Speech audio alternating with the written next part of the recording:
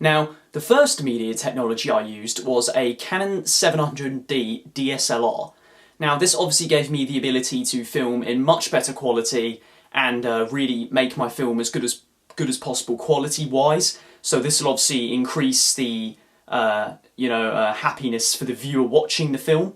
So when they sort of watch my trailer, they'll see that obviously it's filmed in very good quality, so this won't kind of harm their viewing experience. And overall this will make their viewing of the film much better, because they'll see that if it's in HD like my film is, they'll sort of think that when the full film comes out it will all be shot in very good quality, and overall it will be a very good film as a result, because it's in very good quality. And if it's not in HD, then viewers sort of become a bit agitated about the film, and they sort of aren't really happy watching it because it sort of harms their experience viewing the film. So if it's in HD, then obviously it will be a lot better for the viewers to watch it. And if they see my trailer in HD, it will entice them to watch the film overall when it comes out, because they'll know that the quality of the film is very good overall, and it's obviously not a bad film quality-wise, so they'll know that it's definitely a film to go and watch as it's filmed in very good quality. The next piece of technology I used was a tripod. This definitely helped me film my trailer to a very high standard, as I didn't really have to hold the camera a lot and have a lot of sort of shaky shots, whilst the tripod sort of gave me the ability to have a lot of steady shots and very good quality camera shots.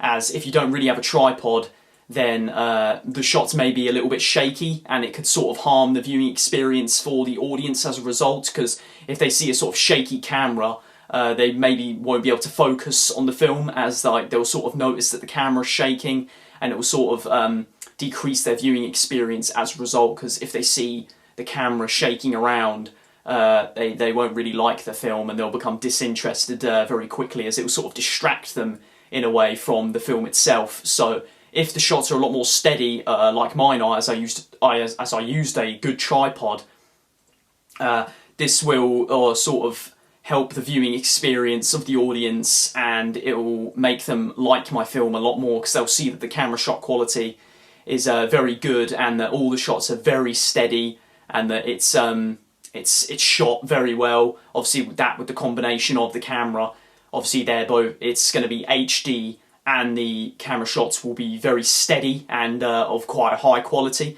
So this will help in my film, as they'll sort of see the trailer and that the camera shots were very steady and HD in the trailer, and it will sort of lead them on to watch the full film when it comes out, as this will really help their viewing experience. And they'll sort of see the trailer and they'll say, well, the camera shots are very good in that, and it was also filmed very well, and they'll sort of, want to watch the full film when it comes out. Another piece of media technology I used was actually a Rode mic.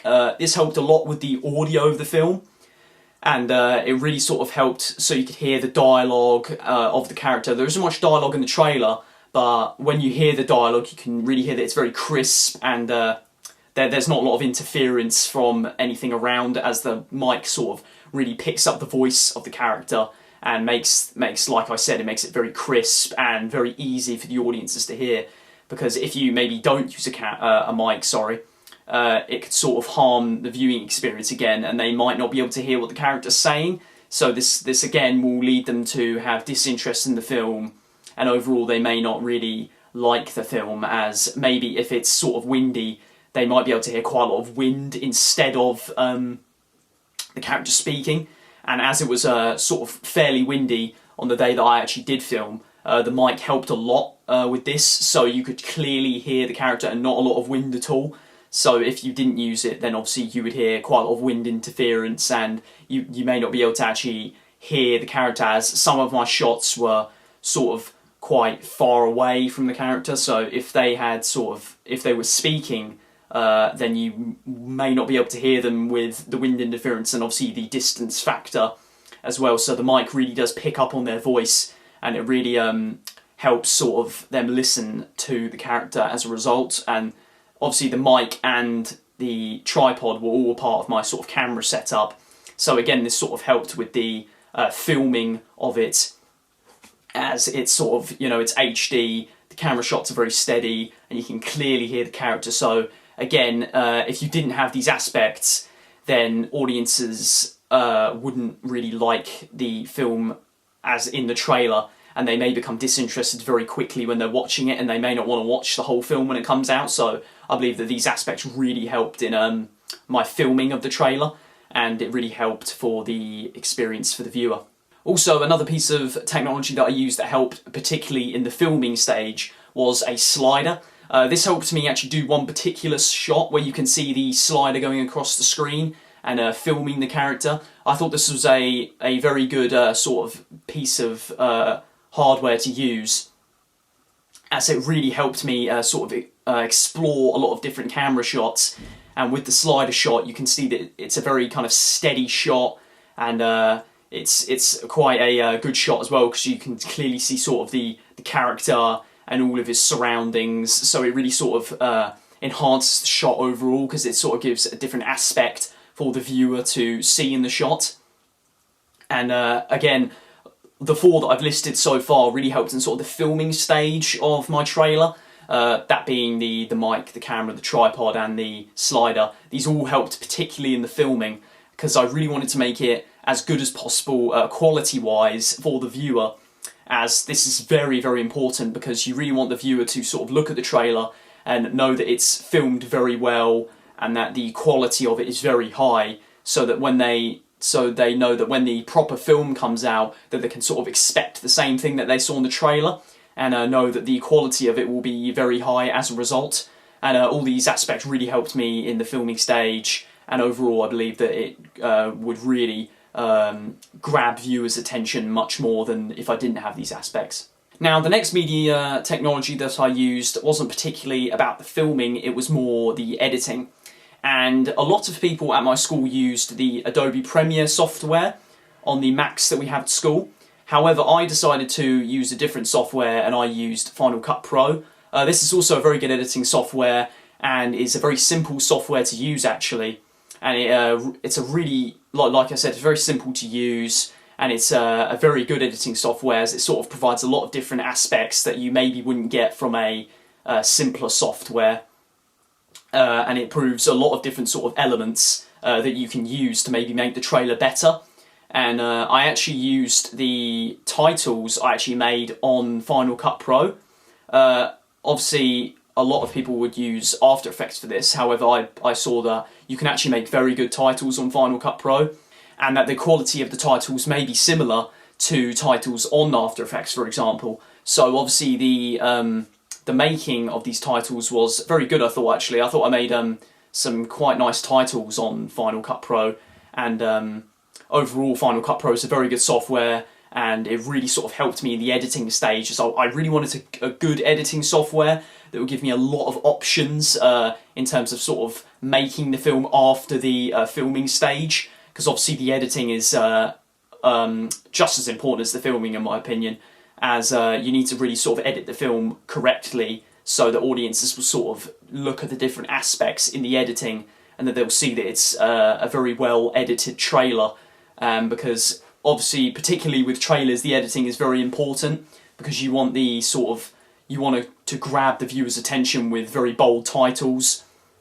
and very quick cuts and maybe exciting scenes, as sort of mine's a action thriller obviously, so I wanted to make these sort of scenes in my trailer very good and sort of relate to the genre overall. The next piece of software I used was GarageBand. This was obviously already on Macs, and obviously we had to make our own music, so I used GarageBand to make my music. I didn't really know a lot about GarageBand at the start, but I got the grip of it very quickly, and it's a very good software to use actually. It's very easy to use and quite simple to make your music on, and I believe that this was probably the best possible software for me to make my music on, as it's very simple, easy to use, and you can make a lot of good music on there actually, and it's sort of a very good software to use, and I believe that the music I made sort of matched the genre that I was trying to get across, which was the action thriller genre, and I sort of tried to make a very sort of suspense building piece of music, and I felt like I did this quite well actually, because throughout the music it sort of gets more intense as the music goes on, as the trailer goes on. So I thought that using GarageBand was actually a very good decision, because it has a lot of cool aspects that you can use on there, and it has a lot of nice features that you can use to make your music on, and it's very simple to use as well, like I said. And I believe that it was the best software for me to use, as my film was an action thriller genre, of course, and I felt like I could make the best possible music on GarageBand. And it's obviously a very convenient software, as it's already pre-installed on the Macs, and obviously I have my own MacBook Pro, so this gave me the ability to edit at home and sort of experiment with my music at home. And I believe that obviously having a MacBook Pro, I installed Final Cut Pro on my Mac, and I already had GarageBand on there as well, so it was quite convenient for me in particular. And I could do a lot of my stuff from home, like sort of experiment with music and edit all my videos at home. So this was a very good aspect for me in my trailer overall. Now obviously I did not use Adobe Premiere, however I did use an Adobe product, that being Photoshop. I used Photoshop to make my film poster and my film magazine front cover. I felt like this was a very good software to use, as it's very easy to use, and it's one of the best softwares out there for sort of making things like this. I also made the thumbnails for my videos on Photoshop, and I didn't really know a lot about Photoshop again at the start of the year. I sort of toyed around with it a little bit at the start, and I sort of got to grips with it very quickly, as like I said, it's quite simple and easy to use, so I felt myself more comfortable using Photoshop with every video I made. And at the start, I wasn't really sort of confident in my Photoshop abilities. However, like as the year went on, I felt like I got better and better at Photoshop. And so when it came up to the point to make my magazine and my poster, I was quite comfortable with it by then, as I'd been making thumbnails and learning different aspects of the software altogether. So I believe that this was a very good software for me to use to make my poster and my magazine, as I believe they turned out quite well. And they weren't really that hard to make either, as the overall sort of layout of Photoshop is quite a good one, and there's a lot of cool effects that you can use on there as well. It's quite a sort of broad software, and it really helped in making my ancillary text in particular, and my thumbnails, as I want to make thumbnails for my videos, as I believed it would help sort of the presentation of my videos and would sort of make them look a bit neater in a way.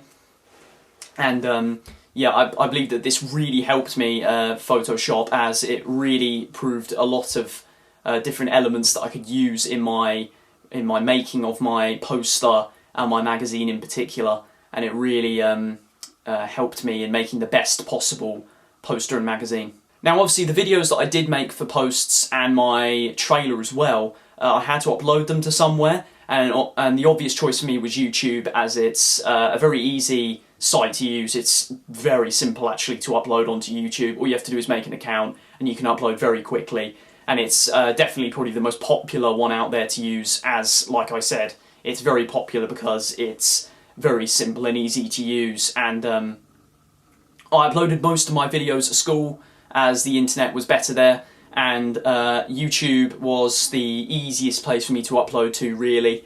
And it gave me a way to sort of for people to view my videos and my trailer, and overall it really enhanced my coursework, as I can make a lot of video posts which are much more creative than regular text posts. So as a result, I found myself doing a lot more videos. I wasn't really good at making videos at the start, so overall as the year went on I got better at making videos. I obviously made a few videos last year in AS, but I made a lot more videos this year, as you do all on your own. So this really helped me into understanding how to upload videos and get better at making videos, really.